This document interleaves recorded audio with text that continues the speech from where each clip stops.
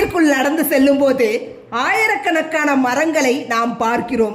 சில மரங்கள் வானத்தை தொடும் அளவிற்கு உயரமாக நிற்கின்றன. சில மரங்கள் நூற்றாண்டுகளை கடந்தும் இன்னும் உயிர்ப்போடு இருக்கின்றன. அவற்றை பார்த்து நாம் வியக்கிறோம். ஆனால் ஒரு கேள்வியை நாம் அரிதாகவே கேட்கிறோம். இந்த பிரம்மாண்டமான மரம் எங்கிருந்து தொடங்கியது? அதன் ஆரம்பம் ஒரே ஒரு விதை, அதுவும் பெரிய விதை அல்ல. சில நேரங்களில் ஒரு விரல் நுனியில் கூட தெரியாத அளவிற்கு சிறிய விதை. இயற்கையின் மிக பெரிய அதிசயங்களில் ஒன்று இதுதான். அளவில் சிறியதாய் இருப்பது, தாக்கத்திலும் சிறியதாக இருக்க வேண்டும் என்று எந்த விதியும் இல்லை. மனித வாழ்க்கையும் இதே போல்தான். ஒருவரின் வாழ்க்கையை மாற்றுவது எப்போதும் ஒரு பெரிய சம்பவம் அல்ல. பல நேரங்களில் அது ஒரு சிறிய விழிப்புணர்வு, ஒரு சிறிய கேள்வி, ஒரு சிறிய முடிவு, ஒரு சிறிய உணர்வு.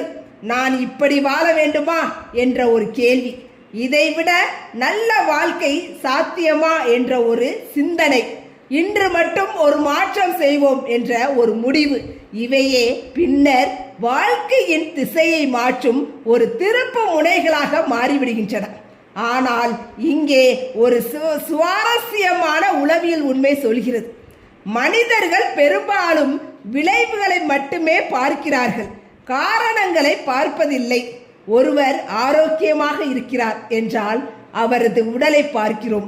ஒருவர் அமைதியாக இருக்கிறார் என்றால் அவரது முகத்தை பார்க்கிறோம். ஒருவர் வெற்றியடைந்திருக்கிறார் என்றால் அவரது தற்போதைய நிலையை பார்க்கிறோம். ஆனால் அந்த நிலையை உருவாக்கிய ஆயிரக்கணக்கான சிறிய முடிவுகளை நாம் காண்பதில்லை. ஒரு நாள் அதிகாலையில் எழுந்தது, ஒரு நாள் கோபத்தை அடக்கியது, ஒரு நாள் புத்தகம் படித்தது, ஒரு நாள் தேவையற்ற செலவை தவிர்த்தது, ஒரு நாள் பயத்தை மீறி ஒரு அடியை எடுத்தது. இந்த சிறிய செயல்கள் தான் பின்னர் அதிர்ஷ்டம் என்று உலகம் அழைக்கும் வாழ்க்கையை உருவாக்குகின்றன.